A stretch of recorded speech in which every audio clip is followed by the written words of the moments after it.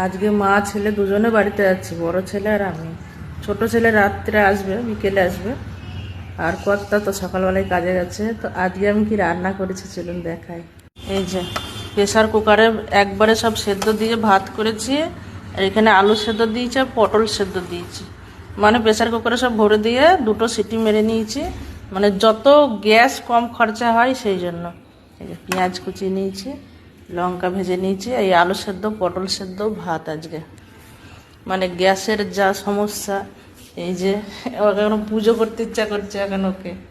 এতদিন পাত্তা দিতাম না, এখন মনে হচ্ছে তাকে পুজো দিতে হবে। এই যে বাবা আর দুটো দিন তিনটে দিন রক্ষা করো। আসলে এতদিন ব্ল্যাকে গ্যাস কিনে কিনে রান্না করতাম, এইরকম বিপদ হবে ভাবতে পারিনি। তো যাই হোক, আমার একজন পরিচিত আমারই বান্ধবী মানে বললেই চলে, তো তাকে বলে রেখেছিলাম একটা গ্যাস দেওয়ার জন্য। তো এতদিন তো সেও মেসেজ পাইনি, গ্যাস বুক করেছিল অনেক দিন। তো আজকে আমাকে ফোন করে বললো যে এখনও 2-3 দিন লাগবে, গ্যাস চলে আসবে। আমি একটু নিশ্চিন্তে হলাম যে 2-3 দিন পরে অন্তত পাবো।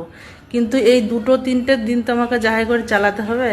এই 2-3 দিন এখন এই সেদ্ধ ভাত খেয়ে খেয়ে কাটাচ্ছি। মানে কি বলবো, কি সমস্যা, ও পাগল হয়ে যাচ্ছে গ্যাসের জন্য।